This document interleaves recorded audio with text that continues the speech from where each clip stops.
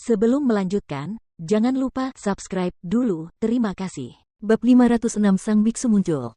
Ye Wuyu telah meninggal.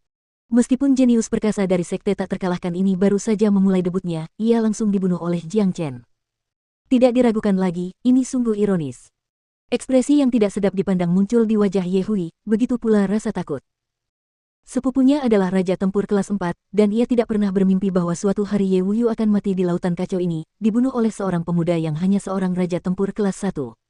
Bagaimana ini bisa terjadi? Dia membunuh Ye Wuyu. Bagaimana dia bisa begitu kuat? Bagaimana dia melakukannya? Wajah Li Hao dan Xiu Rui sama-sama menjadi sangat pucat. Apa yang baru saja terjadi membuat mereka merasa seolah-olah sedang bermimpi, terutama Li Hao.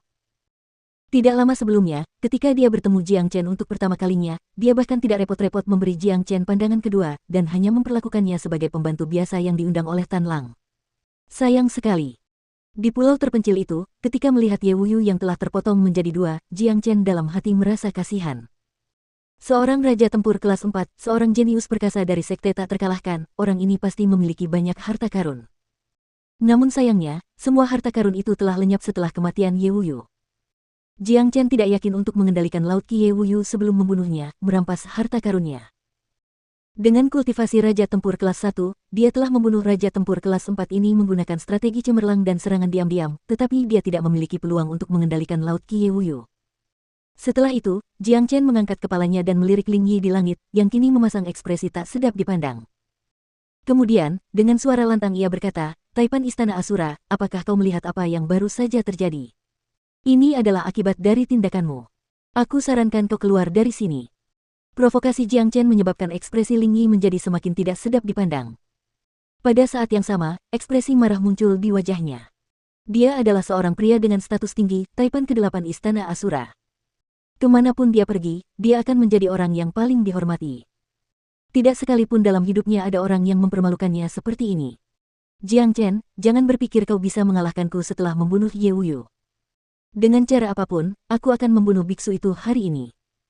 Setelah mengatakan itu, Ling Yi sekali lagi mulai terbang menuju pulau terpencil tempat biksu itu berada. Dia telah melihat bagaimana Jiang Chen membunuh Ye Wuyu. Jiang Chen telah meminjam Earth Force, menangkap Ye Wuyu yang tidak siap. Memang, kemampuan meminjam Earth Force sangat kuat, dan Ling Yi tidak berani meremehkannya. Namun, karena dia telah mempelajari taktik Jiang Chen sekarang, dia tidak akan bertindak seperti orang bodoh dan mencoba membunuh Jiang Chen di tanah. Selama mereka bertarung di langit, serangan diam-diam Jiang Chen sama sekali tidak berguna.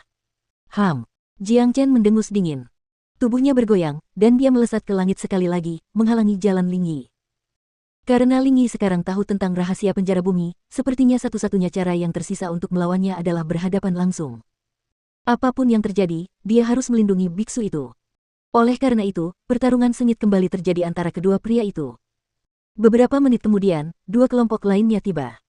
Dua dari mereka berasal dari fraksi pedang tak tertandingi, sementara dua lainnya berasal dari Istana Iblis Surgawi. Salah satu dari kedua kelompok itu sebelumnya pernah berada di Pulau Elang Langit, dan mereka ada di sini untuk memimpin jalan. Yang lainnya adalah seorang prajurit perkasa, keduanya adalah Raja Tempur kelas 4. Lihat. Itu Ruan Xiong dari fraksi pedang tak tertandingi, dan Turan dari Istana Iblis Surgawi. Keduanya benar-benar kuat. Ruan Xiong dan Turan adalah Raja Tempur kelas 4, dan tidak ada jenius biasa yang dapat dibandingkan dengan mereka. Kedatangan Ruan Xiong dan Turan sekali lagi membawa badai besar ke tempat kejadian. Tujuan mereka datang ke sini jelas. Pertama, membunuh biksu itu dan membalaskan dendam atas kematian rekan-rekan mereka. Kedua, merebut harta karun dari biksu itu. Setelah Ruan Xiong dan Turan tiba, mereka langsung melihat Jiang Chen dan Ling Yi yang sedang terlibat dalam pertarungan sengit. Setelah mengetahui siapa Jiang Chen dari beberapa penonton acak, mereka juga sangat terkejut. Setelah itu, mereka melihat mayat Ye Wuyu di salah satu pulau terpencil. Itu Ye Wuyu dari sekte tak terkalahkan. Dia terbunuh. Siapa yang melakukannya? Ruan Xiong sangat khawatir. Jiang Chen yang melakukannya. Dia menggunakan trik kotor dan menyergap sepupuku. Kata-kata itu keluar dari gigi Ye Hui yang terkatup rapat. Setelah itu, dia terus menjelaskan apa yang baru saja terjadi secara terperinci. Dari mana Jiang Chen ini berasal? Dan bagaimana dia bisa begitu kuat? Turan tercengang. Orang ini benar-benar berani melawan 4 kekuatan besar, dia benar-benar mencari kematian. Kata Ruan Xiong. Kalian berdua. Karena kalian sudah di sini, kenapa kalian masih berdiri di sana tanpa melakukan apapun? Ayo kita bunuh orang ini dulu. Kalau tidak, tidak seorang pun dari kita yang bisa mendekati biksu itu. Ling Yi yang saat itu sedang bertarung dengan Jiang Chen berteriak pada Ruan Xiong dan Turan. Kedua pria itu saling memandang dan menganggukkan kepala mereka pada saat yang sama. Mereka dapat mengetahui betapa menakutkannya Jiang Chen setelah mengetahui bahwa Ye Wuyu telah dibunuh olehnya dalam sekejap. Dia bukan hanya seorang pria dengan kekuatan yang luar biasa, dia juga memiliki kecepatan yang luar biasa. Jika dia benar-benar ingin melindungi biksu itu, akan sangat sulit bagi orang lain untuk mendekati biksu itu. Kecuali jika mereka semua bekerja sama dan membunuh Jiang Chen terlebih dahulu. Kedua pria itu melepaskan energi mereka, lalu berubah menjadi dua sinar cahaya dan melesat ke arah Jiang Chen. Sekarang, Jiang Chen harus melawan 3 raja tempur kelas 4 sendirian. Tidak peduli seberapa kuat dia, situasinya sangat buruk baginya saat ini. Ho! Pada saat ini, Big Yellow akhirnya bergerak. Anjing ini jelas merupakan eksistensi yang tidak dapat diabaikan oleh siapapun. Meskipun ia tidak dapat mengalahkan Raja Tempur kelas 4, ia masih dapat menyebabkan masalah bagi mereka dengan kecepatannya.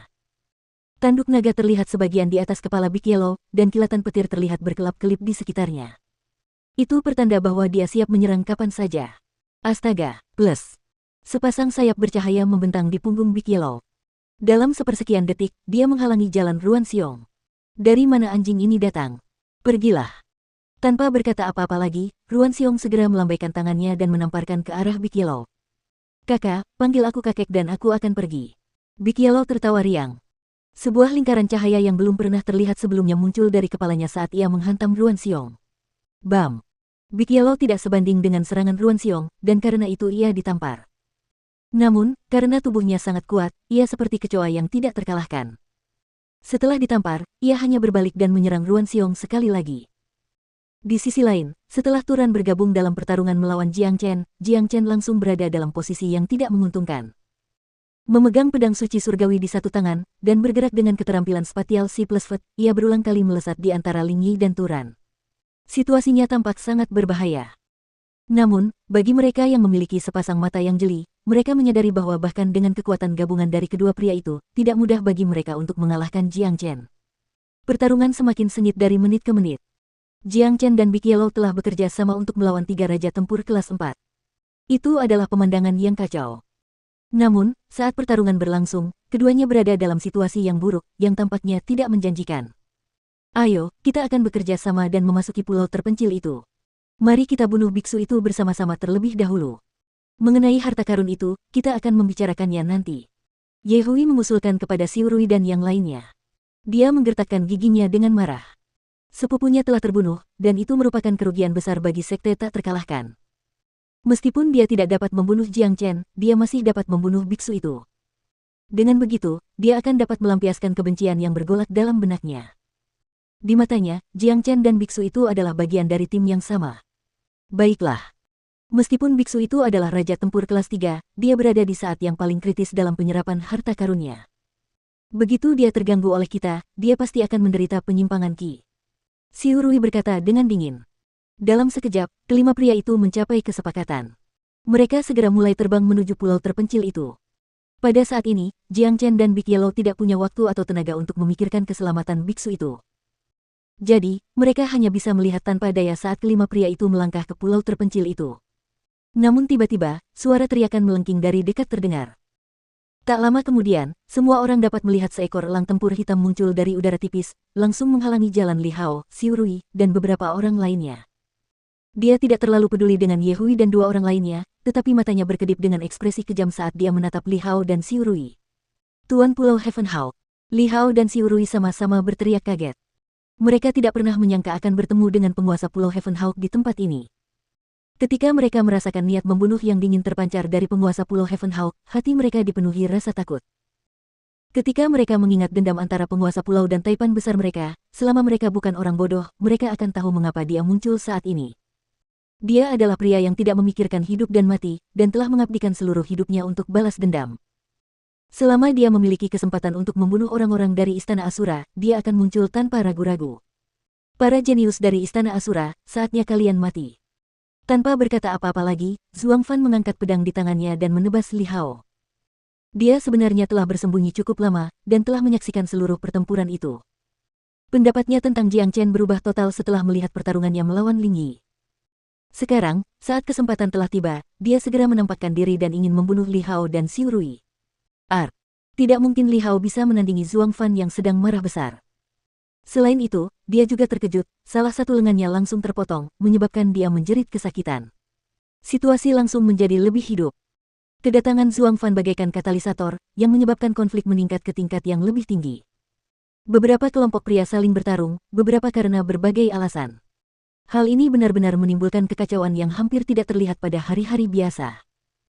Jiang Chen sedang bertarung dengan Ling Yi dan Turan, Big Yellow terkunci dalam pertarungan sengit dengan Ruan Xiong, dan Zhuang Fan menyeret Ling Yi dan Xiu Rui ke dalam pertarungan. Jika tidak ada yang aneh terjadi, mereka berdua akan segera dibunuh oleh Zhuang Fan. Di sisi lain, Ye Hui dan dua orang lainnya akhirnya melangkah ke pulau terpencil tempat biksu itu berada, dan mereka dengan cepat dapat menemukan biksu itu. Saat ini, biksu itu melayang di udara dengan kaki bersilang, dan tulisan Sansekerta berwarna emas mengambang di sekujur tubuhnya, membuatnya tampak seperti Buddha. Haha, biksu, saatnya menghadapi kematianmu. Ye Huo tertawa keras, dan menjadi orang pertama yang menyerang biksu itu. Tepat pada saat itu, mata biksu yang tadinya tertutup rapat tiba-tiba terbuka. Dua sinar keemasan melesat keluar dari matanya, menyebabkan ruang bergetar. Pada saat yang sama, kasaya sang biksu bergetar, saat dia dengan kuat menghantamkan telapak tangannya ke arah Ye Hui. Apa? Ye Huo yang hendak menyerang tiba-tiba berteriak kaget, karena saat merasakan kekuatan yang dibawa telapak tangan biksu itu, bayangan kematian langsung menyelimuti kepalanya. Ini karena, yang membuatnya ngeri, biksu ini bukan lagi seorang raja tempur kelas 3, tetapi kelas 4. Sayangnya, Ye Huo tidak punya waktu untuk berpikir lebih jauh tentang masalah ini. Kekuatan yang tak tertahankan dari serangan telapak tangan ini menghantam tubuhnya, langsung menghancurkannya menjadi ribuan keping, mengubahnya menjadi gumpalan kabut darah. Dia menghilang dari langit di atas pulau terpencil itu. Amitabha. Tuan, Anda bertindak gegabah. Biksu itu meletakkan kedua telapak tangannya di depan dadanya. Setelah itu, dia dengan cepat berdiri, lalu melepaskan sepenuhnya energinya sebagai Raja Tempur kelas 4. Aura Buddha Fas itu langsung menutupi seluruh pulau terpencil itu. Meskipun dia hanya seorang Raja Tempur kelas 4, auranya setara dengan Raja Tempur kelas 5. Ketika Ye Hui menyerang tadi, biksu itu baru saja selesai menyerap sarira. Tentu saja, dia tidak berhasil menyerapnya sepenuhnya, dia hanya mampu menyerap sebagian kecilnya, yang memungkinkannya untuk menerobos ke alam Raja Tempur kelas 4. Karena Ye Hui hanya seorang Raja Tempur kelas 1, tidak mungkin dia bisa menandingi biksu ini. Jadi, dia terbunuh dengan menyedihkan di tempat.